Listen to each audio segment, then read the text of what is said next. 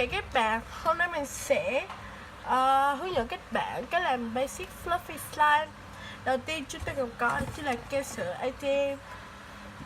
Tiếp theo đó chính là lotion và kem cạo râu và activator. Đầu tiên mình sẽ cho kem sữa vào.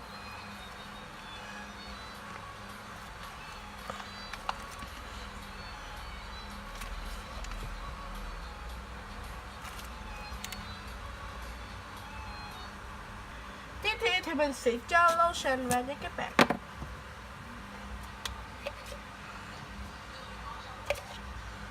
Mình cho 2 muỗng lotion. Và mình sẽ khuấy đều.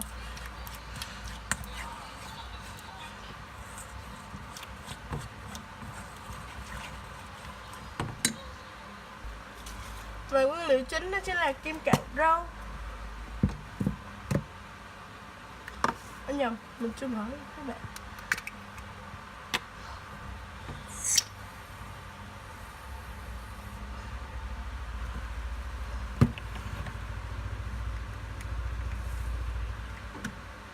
Wow, loại kem cạo râu này rất là thơm.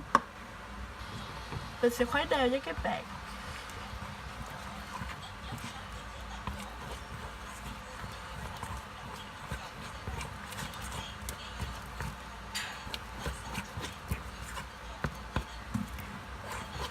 Mình thấy nó bắt đầu phồng phồng rồi các bạn ơi.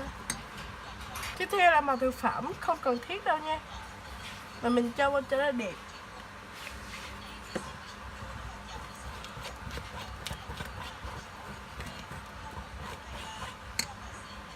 Bây giờ mình sẽ cho một ít nước vào.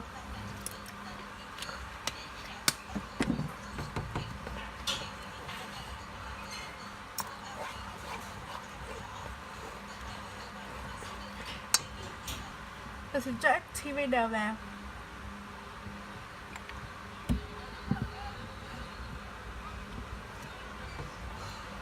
Và khuấy đều.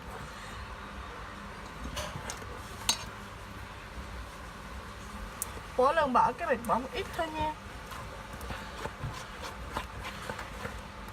để tránh cái slime bị cứng.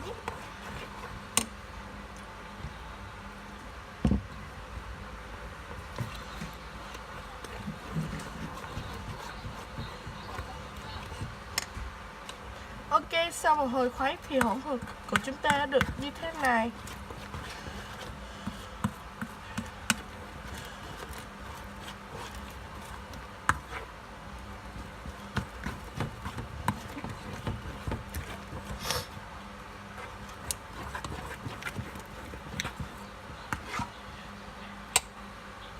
Ok, slime đặt lại thì mình sẽ cho bô đắp vào và nhồi bàn tay.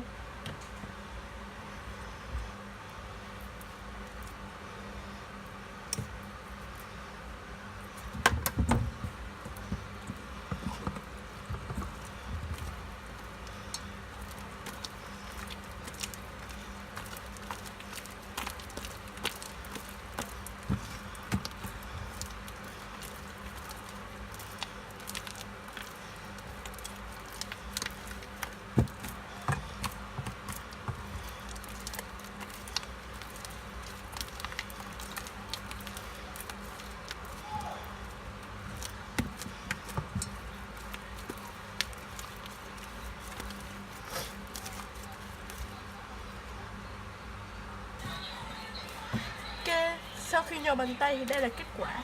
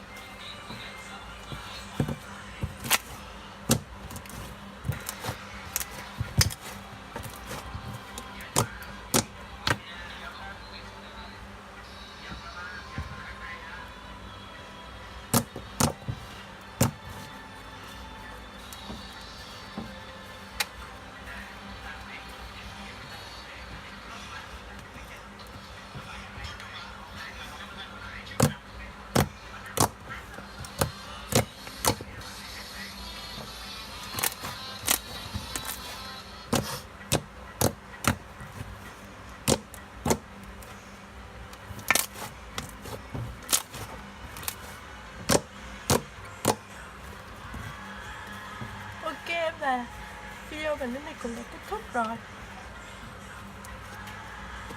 Nếu các bạn thích thì hãy like, share và subscribe nhé.